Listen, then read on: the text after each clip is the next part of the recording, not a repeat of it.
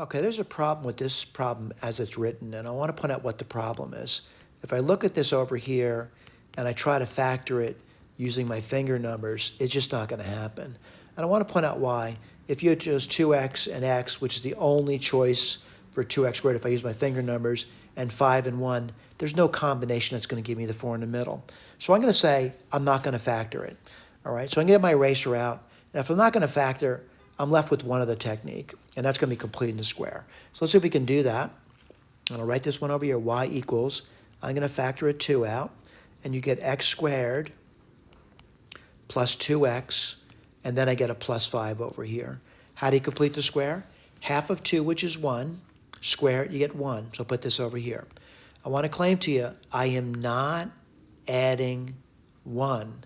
I'm adding 2, which means I have to take it. All right? Again, the claim is this. This thing here is identical to this thing here, is identical to this thing over here, if that's y equals that. All right, let me keep going. And as I do that, y equals, what do you get over there? 2x plus 1 squared plus 3. Now again, the question is minimize this thing. Minimize it. The only way to minimize that is to get the first term to become a 0, because otherwise it's going to be some positive number added to 3, which makes it bigger than 3. When would that occur? When x is minus 1. So the minimum point occurs at minus 1, comma 3. All right? Let's see if we got the answer, and the middle point being minus 1, comma 3. When you got over here, middle point right over there. I want to look at the graph, by the way, and the graph is this over here. Right? We got the graph too. All right?